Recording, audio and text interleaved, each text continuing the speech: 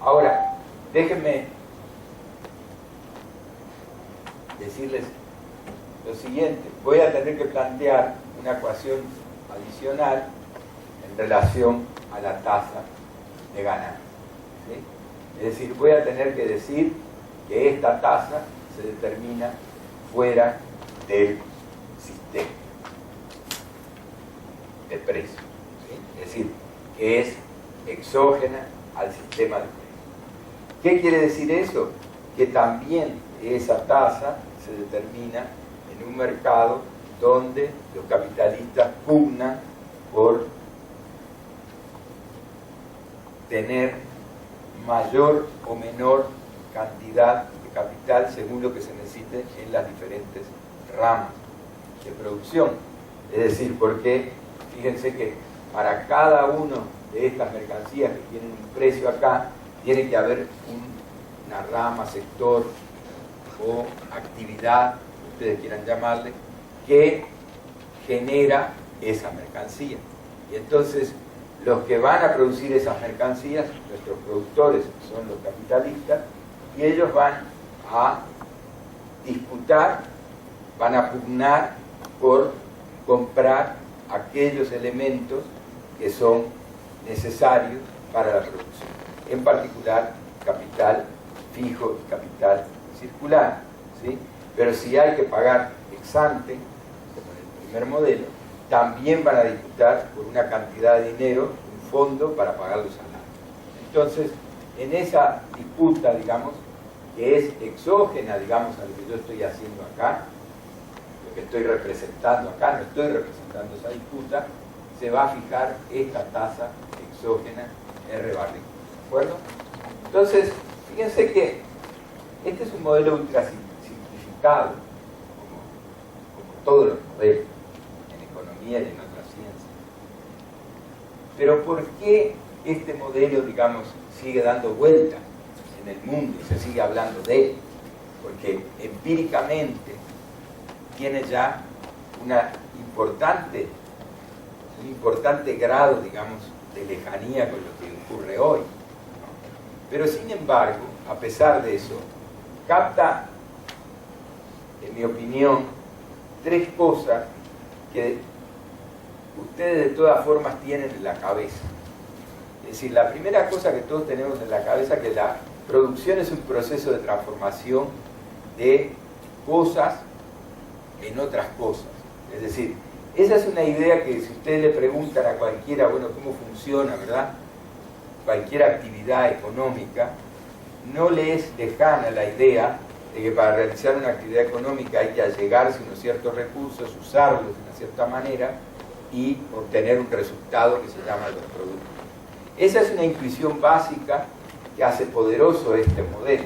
Es decir, capta lo que podríamos llamar la idea de entrada-salida que está detrás de cualquier proceso de producción. Y lo capta de una manera simple, pero efectiva, digamos, desde el punto de vista de la representación de los procesos de producción. Una segunda cosa que está aquí detrás es que estos procesos, digamos, de contratación que ocurren mediante negociaciones entre capitalistas y trabajadores, entre capitalistas y capitalistas, son dos procesos a los que nosotros estamos acostumbrados a referir. Es decir, que hay procesos de negociación que llevan a la contratación de una persona a un cierto salario y que hay un proceso de negociación que lleva a que se compre un cierto bien, una cierta mercancía, un cierto servicio a un cierto precio. Eso es relativamente evidente para cualquiera de nosotros.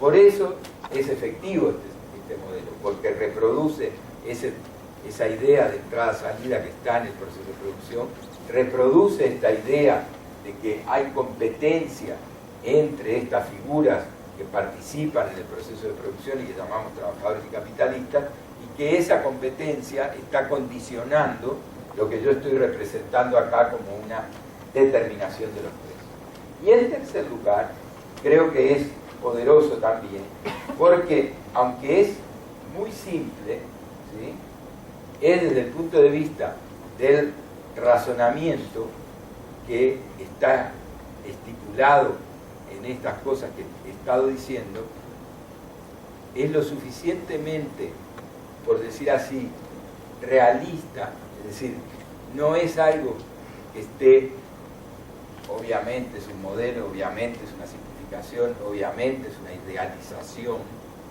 pero evoca, ¿sí?, da una imagen de cómo funciona la producción en un mundo donde hay características que tienen algún rasgo similar al que representa el modelo, ¿sí?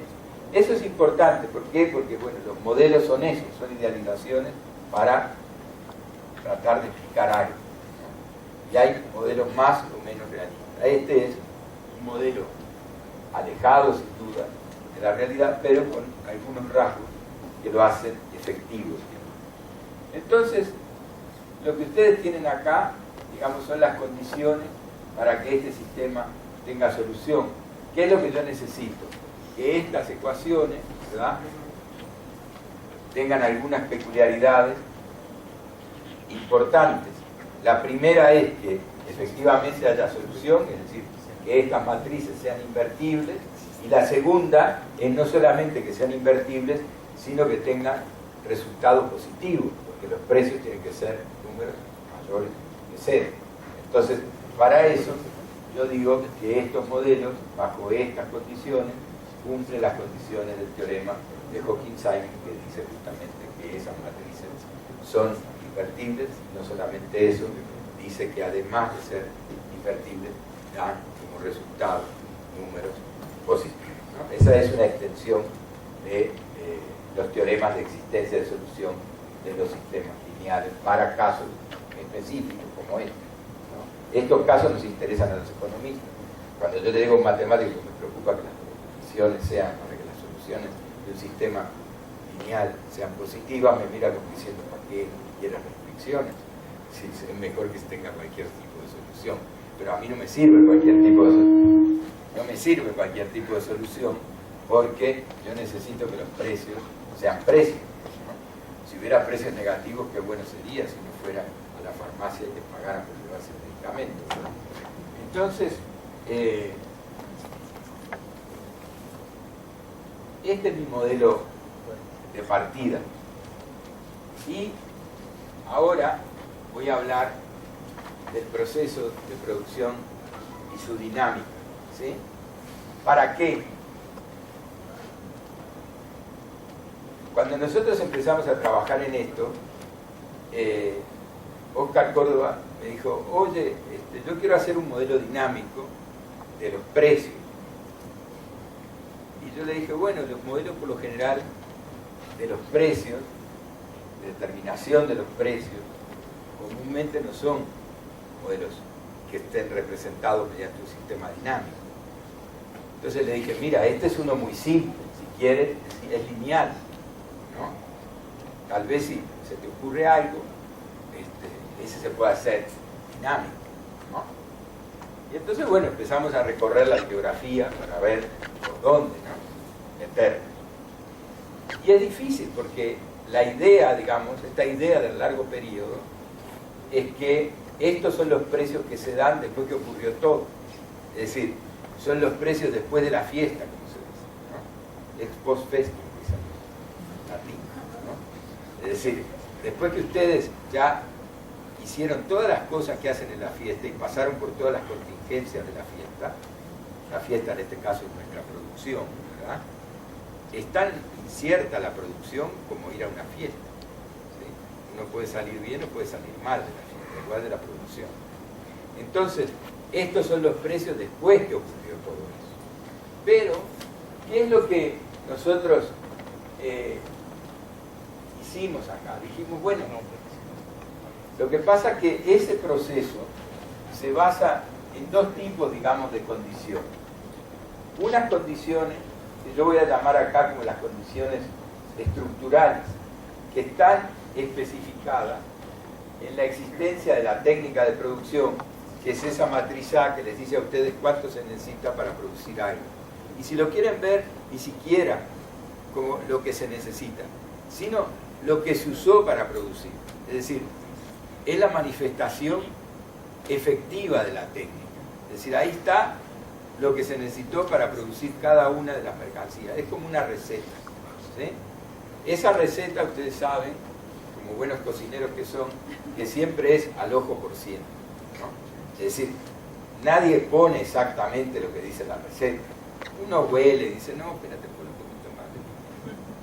No, un chiquito, porque esto no va a saber a nada, ¿no? Entonces, eso es la receta, en realidad.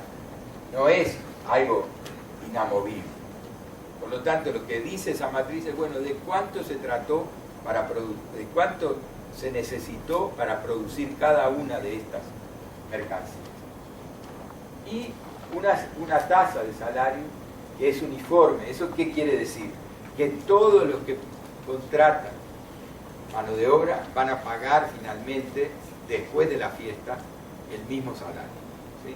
Después de la fiesta de negociar, de pelearse, de pugnar, de ofrecer y reconsiderar, recontratar, repagar, después de todo eso, que es lo que ocurre, ¿verdad?, cuando uno está negociando la mano de obra, va a imperar un salario para todas las ramas.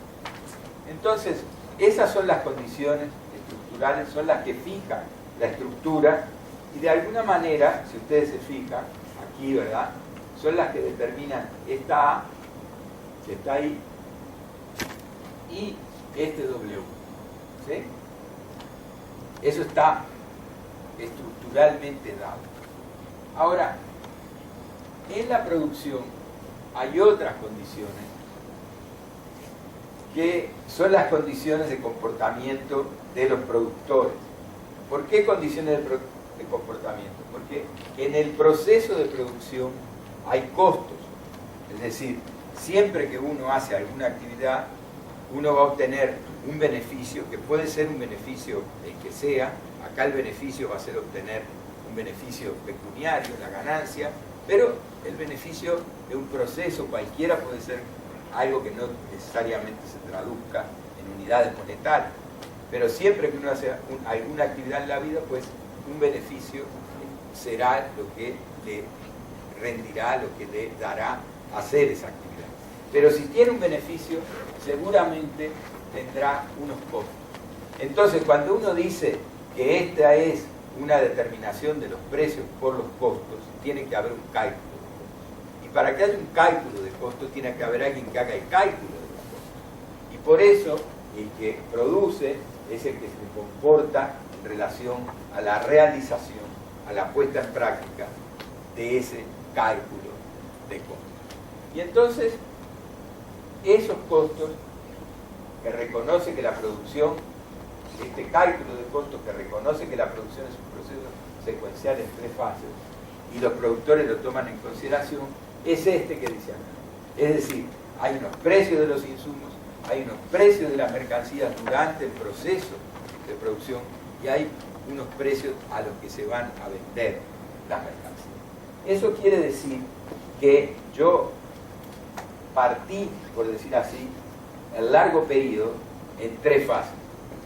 La fase de la adquisición de los insumos, la fase donde las mercancías se transforman en otras mercancías y la fase donde las mercancías se venden, ¿sí? O por lo menos se espera que se vendan, ¿sí?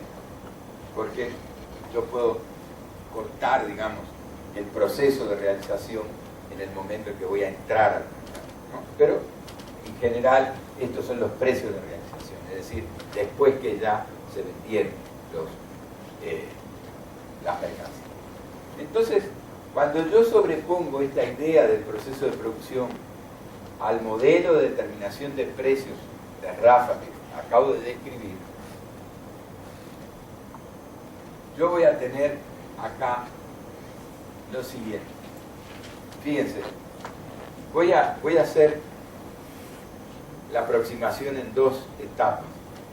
Una primera etapa donde yo voy a suponer que la tasa de ganancia, ¿sí?, que como veríamos era algo dado exógenamente, está fuera del modelo.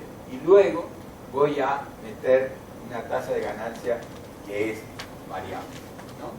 Entonces, este es un modelo muy simple, pero que dice ya que estos son los precios de los insumos que están dados en el periodo T-1 y determinan los precios en el periodo T. Fíjense que ese modelo ya es distinto, ese ya no es una ecuación lineal, este ya es un sistema de ecuaciones, ¿sí?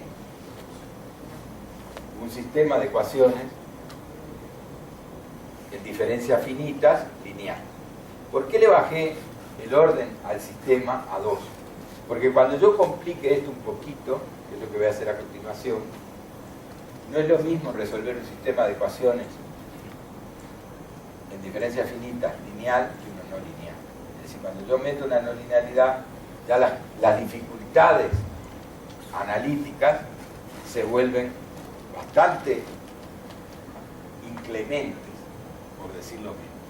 Y además, de la forma en la cual yo lo voy a introducir, va a ser más inclemente, porque ¿qué es lo que yo estoy haciendo? Yo me estoy apegando en mi representación matemática a mi discurso literario, ¿sí? Es decir, a mi discurso heurístico, a lo que yo les puedo contar de manera literaria, ¿sí? Aunque sea mala literatura, porque los economistas somos muy malos con la literatura, pero eso es aparte, ¿sí? Pero mi narración es lo que guía la representación que yo voy a hacer.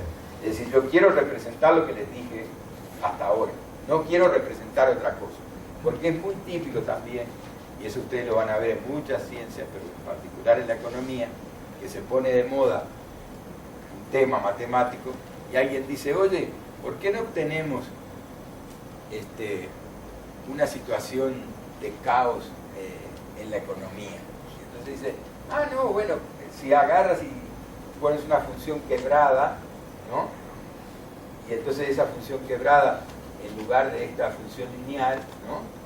Eso te va a dar algo que no va a ser, en principio, lo mismo que cuando no la tenías quebrada, la función, ¿no?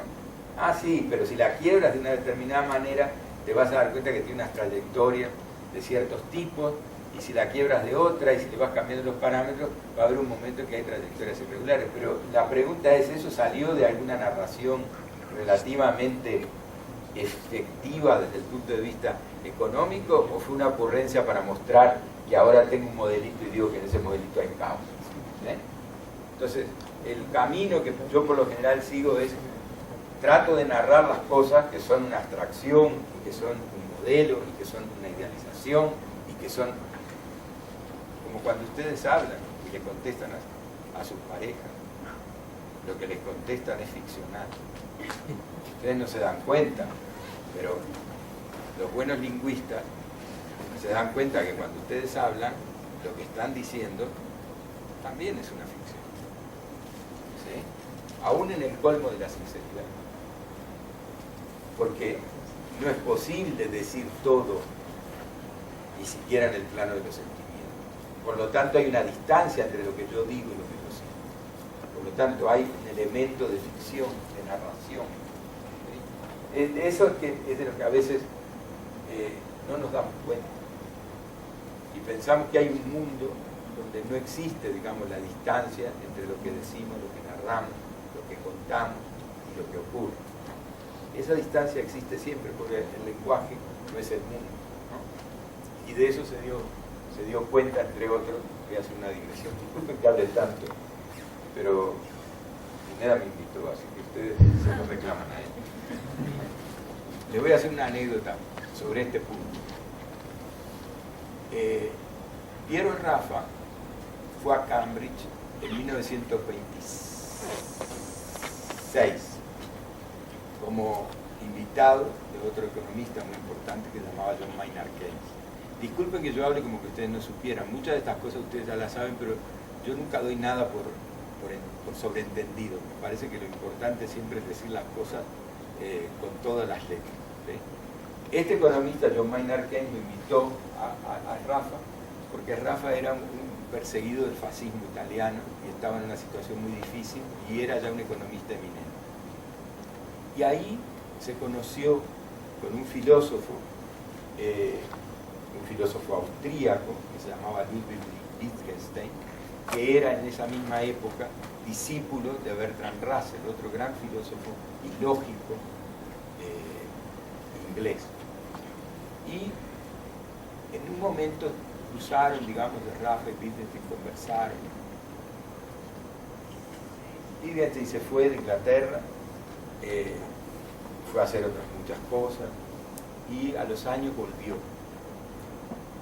Y él había escrito, como tesis de doctorado, un libro famoso que se llama Tractatus Lógicos Filosóficos, que es una teoría de cómo funciona el lenguaje en relación al mundo.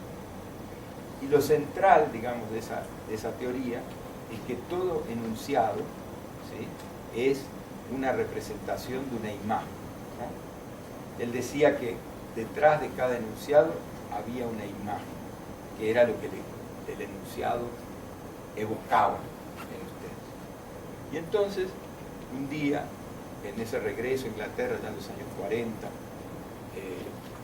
en época probablemente de la Segunda Guerra Mundial, que era una situación muy difícil en Inglaterra, en Cambridge caminaban conversando de sus temas de Rafa y Wittgenstein. Y Wittgenstein defendía esa idea, ¿no? Y entonces, Rafa, que era un italiano del norte, pero que conocía bien las culturas del sur de Italia, le dijo: mire, su teoría no sirve.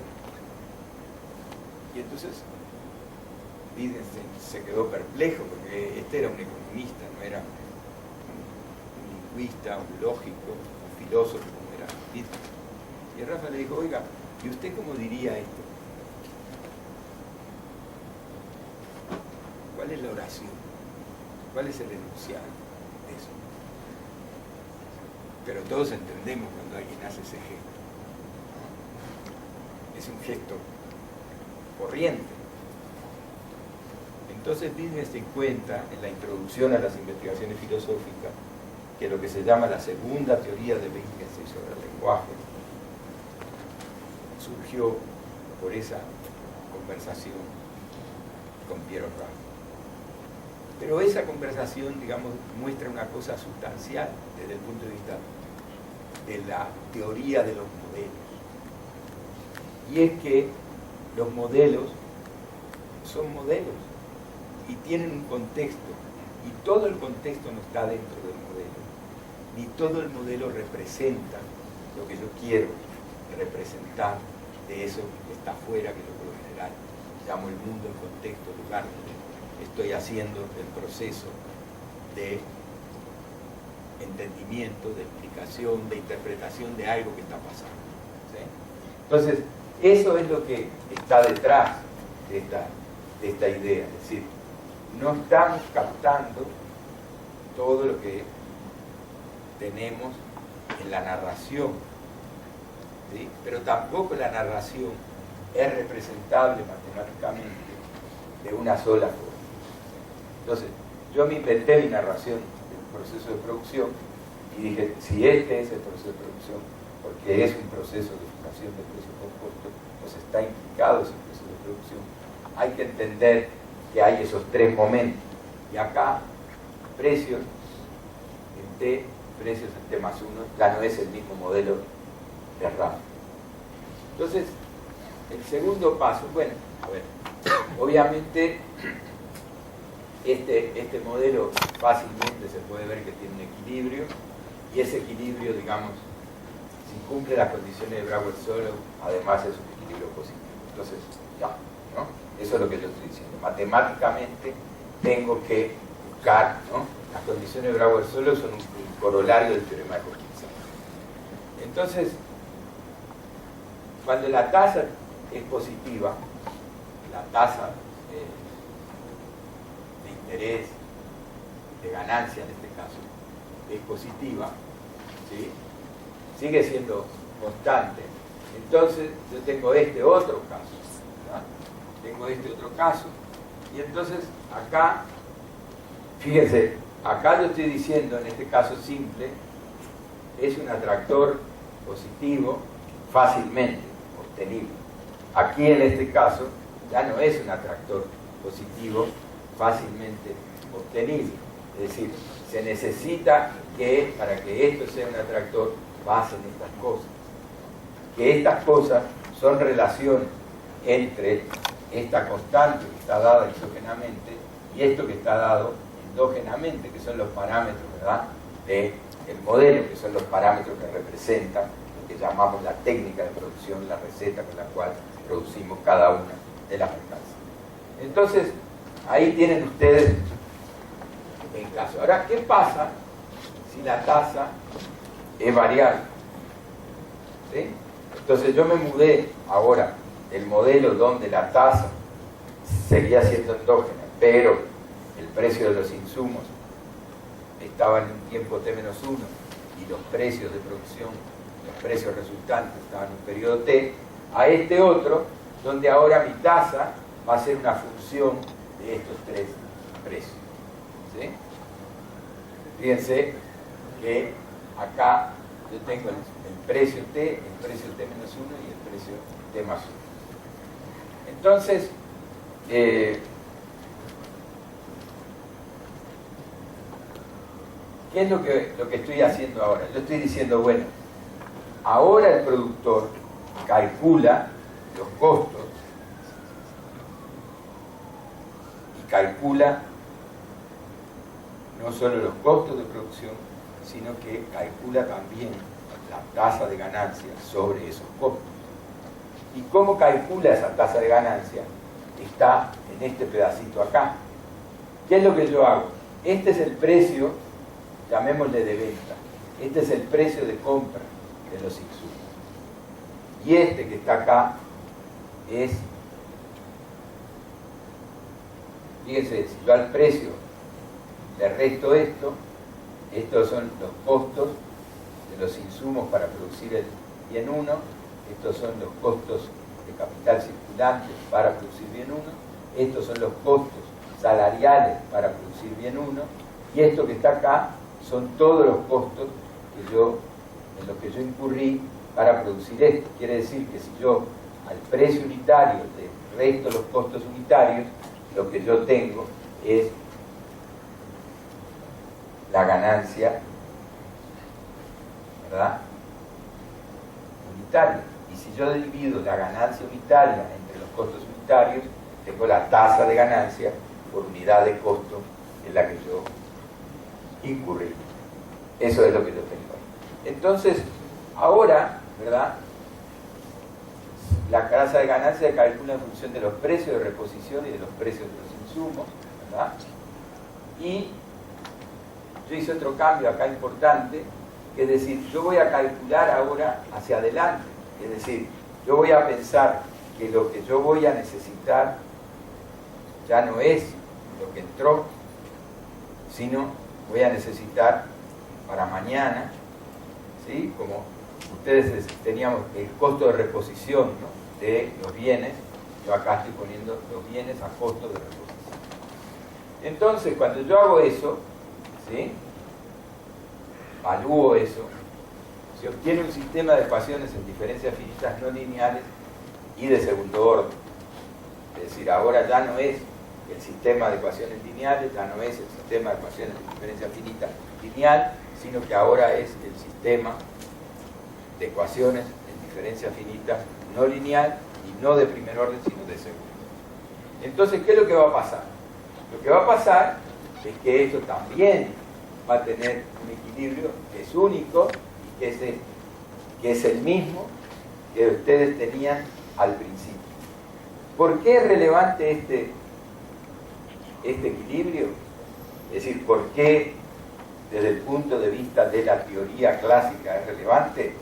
Porque este equilibrio, si ustedes ponen el 1 acá, esto quiere decir que los precios son las cantidades de trabajo directa e indirectamente incorporado en una mercancía. Que esa es la base de la teoría kantiana del valor. Pero ese es otro asunto. Un asunto de algo que está detrás, digamos, de lo que yo estoy haciendo. En Ricardo hay también una teoría del valor, además de una teoría de la transformación de los precios. Estoy hablando de los precios. todo necio confunde valor y precio, pero Ricardo, que no era necio, no confundía valor y precio. Tenía una teoría del valor y tenía una teoría del precio. Pero esto me va a servir al rato para una pequeña conclusión. Entonces, fíjense que ahora